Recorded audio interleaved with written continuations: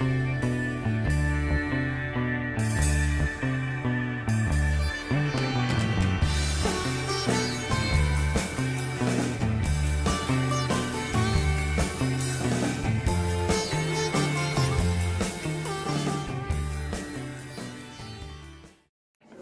my delicious co-creators. Lilou here. I'm in Paris, delicious, beautiful Paris, with I could say one of my brothers. My God, how are you, Greg? Wonderful. It's great to see you again. Thank you.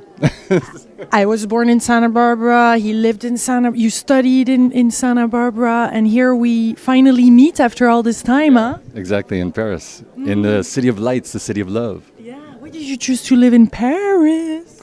For me, Paris is the most beautiful city on the planet. I love the great architecture. I love the delicious food. And I'm very honest, I love the beautiful women. Every beautiful woman on the planet wants to come to Paris. So this is a great place to wait for them all. Beautiful. Yeah, I could see that. He's got that. You got to have fun. Yeah. Because, lucre lover, what does that mean? Lucre is a Latin term for benefit. Right? So you have, in French especially, you have the word argent, which means silver, but it also means money. Well, in Latin, you had the word lucre, which meant money, but it also meant benefit. That didn't necessarily have anything to do with money, because you could have benefit without having money, right? So like what you do. Sometimes you're giving a lot of people benefit, and you might receive it from someplace else. So the idea is to give benefit and to give your gifts. So lucre, lover. I love the lucre part. I love the benefit part. I love to experiment with life, enjoy life, and travel and have fun. And you're Mr. Gratitude. Absolutely. What's up with the gratitude, huh? Brings life to life, doesn't it? Gratitude is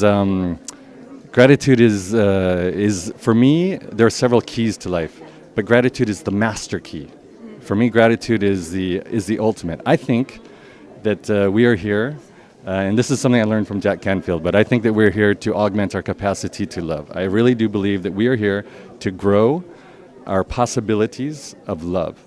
That said, most people have a small prejudice on love because they're looking at love from a very small direction or a small angle. But gratitude opens one's heart so huge that we can see love everywhere, we can see everything everywhere, and we have so much to be thankful for. We're absolutely living in the most incredible times, as you get to know, because you're living in a blessed life.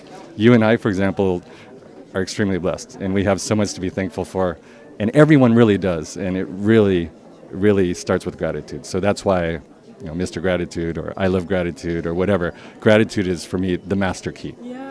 Tell us about this, because I loved it yesterday when we were talking, and you'd say, you have to pay yourself first. And that's actually the title of your book. I didn't know you wrote this book, so I'm very grateful for this and to have this conversation, because actually, what would we like to pay for in our life? Tell us about how you say it, because it's wonderful. Yeah, no, it's great. There are lots of other teachers out there, and bless everyone. I mean, just really, everyone that is coming from the heart and trying to teach, please keep going. Keep doing it. But keep exploring and go deeper, deeper, deeper, and higher, higher, higher. Just keep on going into it as much as possible. But most teachers that talk about money and have arrived at a certain level of money or whatever, they really do understand that you have to do what you love in life. Like you're doing, and that's wonderful. But what I say is, I always like to push the limits a little bit more, take things a little bit farther, higher up and deeper inside. So what I say is, great, do what you love. But even more importantly than that, on a monetary level, on a physical level, do what you would pay to do, because you are paying for it with your life. And that's why my book is called Pay Yourself First, but I talk about time and money. Not just the money, like most other people talk about the money. I talk about the time. The time is so important. If you live to be 80, that's only 30,000 days. That's not a lot. 30,000 days, come on, think about it. A day goes by so quickly, right? Especially now, I think we're coming into a time where, for me anyway, the time is just spinning off so quickly that I'm trying to get into what they call a PAL, P-A-L-L. If you divide minutes into seconds, and then seconds, you can divide them into PALs. In other words, really trying to get into my own breath, because when I get even farther into my own breath, I can enjoy even more, expand. I could be more aware of everything, but it also lets me somehow slow down time, because time is just going by way too quickly. And so if you can get into these things called pulls, which you find in the breath, And breathing is so important. It's the first thing we have to be thankful for, the way I see it, It's just, there's so much to do. But if you can really, really be into gratitude, if you could start thinking about the pause, if you could start thinking about doing what you love because you're paying for it with your life, and our life is going by so quickly. When you come back and you bring all those three things together, then you come back to the physical. We're sitting here in physical bodies, and the physical says, the old Babylonians, the first thing I talk about is saving the first 10% of everything you earn. The first 10%. It doesn't matter if you make, 30,000 a day, 30,000 an hour, 30,000 a lifetime, 30,000 a year, whatever. 10%. You just move the decimal place over.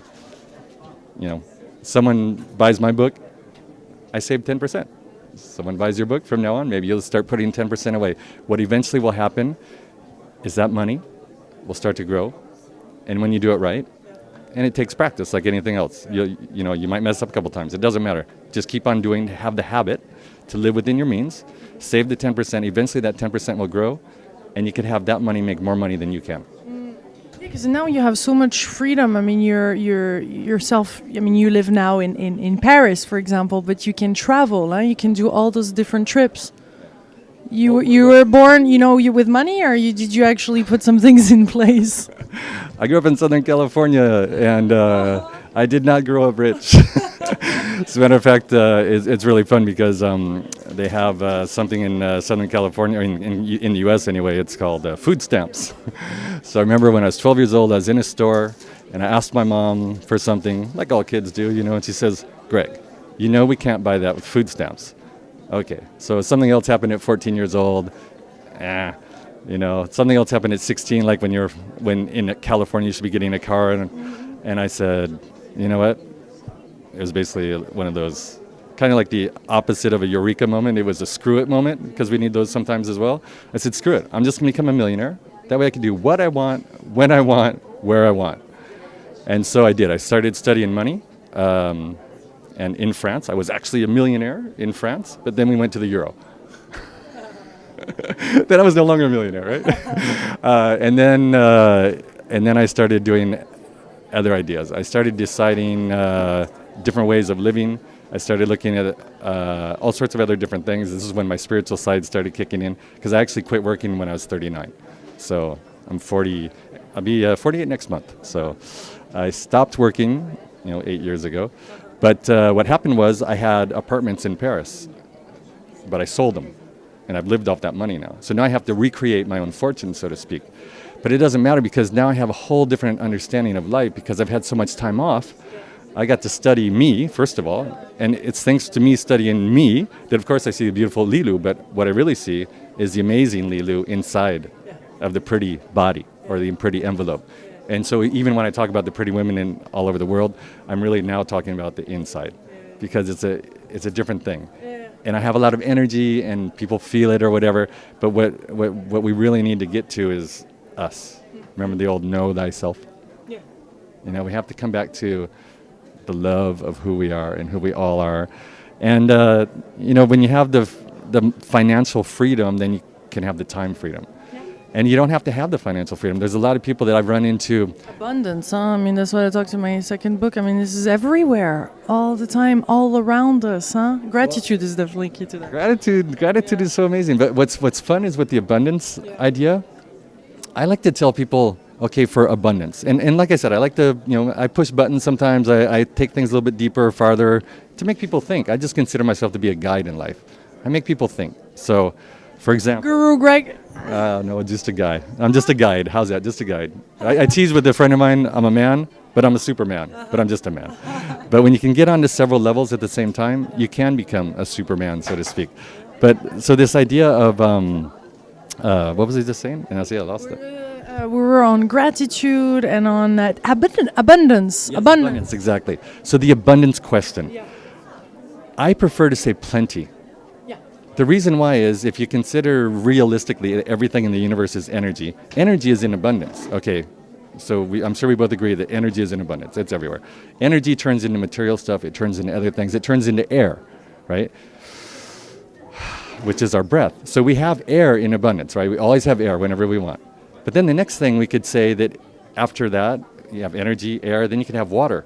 Now, we have water all over the place. Now, I could reach down and get a drink of my water right now because I have a bottle with me, and there's water on 70% of the planet. We're made of 70% water. So water is not quite in abundance because we do have to kind of go look for it. Air is always there. So I would say air is in abundance. But we have plenty of water, really. Because if we wanted to right now, we can go take a shower someplace. We can go get a drink of water. So we have water if we want. We can get it, but I call that plenty. And then afterwards, you can scale things down, and then people look at money and they say abundance. They say abundance, but then in the end, they're not believing it because they're thinking of abundance like air or like energy. But if they start to think in plenty, it's a lot easier for people to access. And that's why when you start to save the 10% of everything you earn, from my book, Pay Yourself First, you start to see that, okay, wait a minute. So maybe if I relook at things, then I'm not lying to myself. And I love, the people that are spiritual and they use affirmations. I think that's wonderful. But at the same time, we have to kind of find a harmony between our bodies and what's really possible. So that's why I really like to use the word plenty. So with plenty... Thanks for that. Yeah. And it's all good. Everyone has their own way of looking at stuff. And if we start to explore ourselves, we find our truth. And I always say that your truth is the truth. My truth is my truth. And so if we follow our... The truth is really nature, huh? How about that? The truth is arbitrary because I don't think anyone could really know. Yeah. Well, though, the mountains, the sun, the planets, wasn't that there before? It certainly was there before us. But then at what point, if you start to follow kind of the Indian philosophy's illusion, right? Maya? Are you really Lilu? Are you really here? Am I really here? Are we really interviewing? I don't know. And it doesn't matter really because what I feel or what I'm experiencing is this. So this is real. Whatever we think to be is true is true. Yes. And tell us about your experience in India. Or those 21 days also, you did several things, Brazil. Yeah, that was in Brazil. India, I've been 3 times. I love India. It's really interesting because the first time I went to India, I went to learn how to meditate. I went to learn how to do yoga. I learned, because I was there for a couple months, and I learned a lot. And of course, it was an inkling. It was to get my own practice going. So I started learning how to do yoga. I started learning how to meditate. I'm very blessed that I meditate often, daily. But also I even try to do open-eyed meditation sometimes. I haven't been able to get to the point where I could talk and meditate at the same time. If I just sit here, I can meditate, even open-eyed, which is a wonderful thing. And I did it one time walking around Paris, 2.5 hours, open-eyed meditation, even walking through the Louvre. I was like, it was amazing. But that came on the heels of a fast. But India, the first time I went, it was wonderful. The second time I went, I got to take my daughter, which was really great. She's 5 years old, and that just opens up so many doors. The Indians are wonderful. They love kids, like everyone. But the third time I went to India was really great because this time I'd studied gratitude for really deeply, and I'd studied yoga and meditation. What happened was, because when I went to India the first time, I was like, wow, it's just so zen here. It's so peaceful and everything. Second time, same thing. But then when I came back to Paris, you've got the Metro Boulot Dodo, you've got the brouhaha of the society or whatever, you got all the action and everything going on. And then when I came back from India the third time, and when I go for a couple months. But when I came back the third time, I was able to bring back that zenness that the Indians have. There's like a zen energy kind of embodied in India. I was able to bring that back with me on the inside, which was an amazing thing. And then, I've lived in Paris for 22 years now, but every winter I'm very thankful that I've chosen to take off and go someplace where it's warm. So this winter I went to Brazil, and it was really fun because there's coincidences. And as I was saying yesterday, I'm really looking to study the difference between azar, like a hazard, but especially in English. That's why azar for me in English is a little bit less positive in the connotation, but then you could have like coincidence, serendipity, synchronicity. And I say to get all of that, you follow your fun. To get all of that, you definitely want to follow your fun. Oh, yeah. So excitement. Of course, yes, yeah, you have to follow your fun. Act on your excitement. Yeah, exactly. That was someone else that I came across because I'd been teaching follow your fun. Like in my videos, I have one called Follow Your Fun. And it's just silly stuff about like a bunch of cars because, I'm a guy, I like cars or whatever. So, but the point was that when you follow your fun, it puts you on the path to synchronicity. Yeah. It puts you on the path to serendipity and to being able to do great stuff. And the more you follow what you love, the easier it is to decide what you like, to be clear on what you like, and to do, and then to follow it like you're doing. I mean, you're like an amazing example. You're a wonderful example. Co-creator. Well, that's why I told you. I mean, and it sounds silly. That's why I say I'm proud of you, because you're following your fun. And I really think people like you and I that are conscious enough and choose to do it, because that's the other thing. We have free will, so we have to choose. I mean, every breath is a choice, really. So we choose to follow our fun. I mean, you're doing what you want to do, and I see you huger than you do right now, and it doesn't matter. And so, like that conversation we had yesterday about Oprah, I already see you as beyond Oprah. You know what I mean? And it's great, and it doesn't matter. But the thing is, when you follow your fun, and when you can get gratitude and follow your fun, then you start to realize how thankful you really already could be. Yeah. I mean, we could always be more thankful. I mean, and with the following your fun. Endless, limitless. Yeah. And with the following of your fun, what happened was I ended up doing this process called the 21-day process, where it was a 21-day fast, really. So for the first week, nothing, only air, what's called prana, right? The vital energy, only air. There was no eating, no drinking, nothing for the first week. Second week, 25% juice mixed with water. Third week, 40% juice mixed with water. And then I fasted 3 more days. So it was 24 days for me, but that's okay. I mean, it doesn't matter. The point is, when you start to do this stuff, I start to realize how much more I am, how much more we are, how much more you are, and it's fun. It's part of what I call following your fun. It's when you get to experiment and explore, push the limits a little bit, and of course when you push the limits a little bit more, when you come back to where you were, you're now somehow more stretched, you're bigger, I'm bigger, we're bigger. The more people like you and I live our purpose, live our fun, follow our passion, and have fun with it, the more we give other people permission to do the same. So, I mean, everyone can do it, even if you start off slowly. Give yourself a 5-year plan to where 5 years from now, okay, I'll be doing exactly what I want. And just start. Every day you take one little step. Every day you do something to end up towards that. And the most important way to start is gratitude. Thanking what we already have. By thanking what it is that we already have, even this breath, I mean, thanking the fact that you have a microphone, thinking that you have a camera, thinking that you have an audience, thanking the people that donate to you, thanking whatever it is that helps to make it possible, thanking yourself for doing it, and thanking ourselves comes up to other points that I've discovered is we have to learn how to love and accept ourselves. We don't have to do anything except breathe. But when we really want to advance and progress and follow our fun, the more we accept who we are, the more we get to have what I call in my new book, it's called the World Peace Workbook that I'm going to give for free on Amazon. So World Peace Workbook on Amazon. At any rate, when we start to follow our fun and do stuff like this, we get to have radical self-expression. And this is something else that we need, is to be more radical in following our heart, more radical in being who we are. So this is why I can admit that I love beautiful women, but it doesn't mean anything. You know what I mean? It doesn't mean anything. And I know sometimes women, when I say that, say, but like I say in my new book, women program us, right? As I was growing up, oh, look how cute he's going to be a real ladies' man. And then you grow up to be a ladies' man. Well, okay. So women, let's start thinking about what we're talking about, how we phrase things.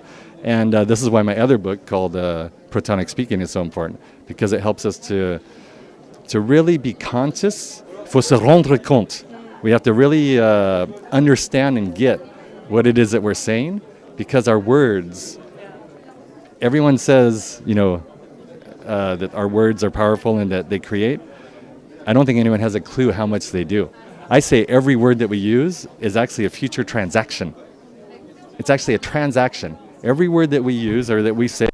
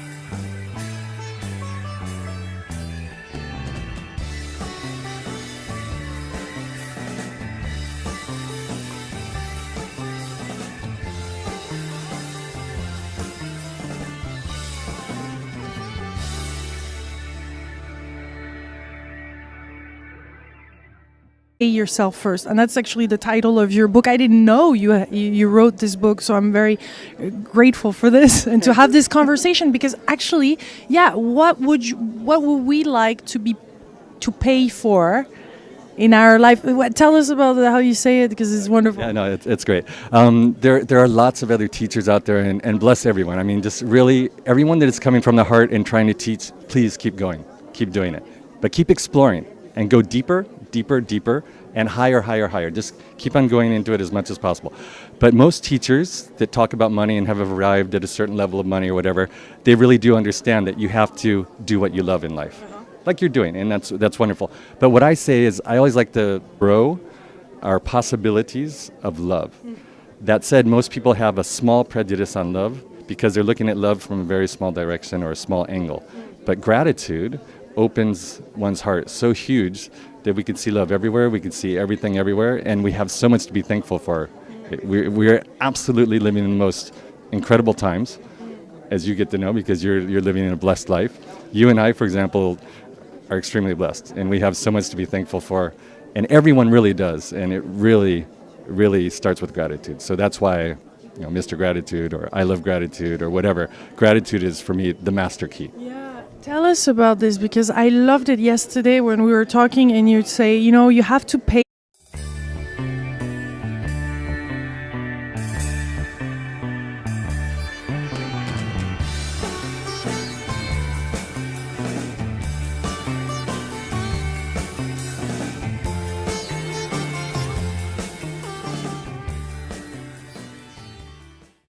Hello, my delicious co-creators. Lilou here. I'm in Paris, delicious, beautiful Paris, with I could say one of my brothers. My God, how are you, Greg? Wonderful. It's great to see you again. Thank you. I was born in Santa Barbara. He lived in You studied in Santa Barbara, and here we finally meet after all this time, huh? Exactly, in Paris, in the city of lights, the city. What you do. Sometimes you're giving a lot of people benefit, and you might receive it from someplace else. So the idea is to give benefit and to give your gifts. So lucre, lover.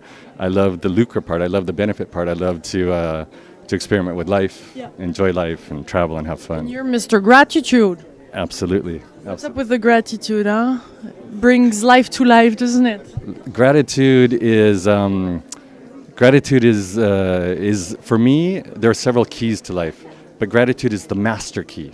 For me, gratitude is the ultimate. I think that we are here, and this is something I learned from Jack Canfield, but I think that we're here to augment our capacity to love. I really do believe that we are here to give love. Yeah. Why did you choose to live in Paris? For me, Paris is the most beautiful city on the planet. I love the great architecture. I love the delicious food, and I'm very honest, I love the beautiful women. Every beautiful woman on the planet wants to come to Paris, so this is a great place to wait for them all. Beautiful, yeah. I could see that. He's got that. You got to have fun. Yeah, because lucre lover. What does that mean? Lucre is a Latin term for benefit, right? So you have in French, especially, you have the word argent, which means silver, but it also means money. Well, in Latin, you had the word lucre, which meant money, but it also meant benefit. That didn't necessarily have anything to do with money, because you could have benefit without having money, right? So like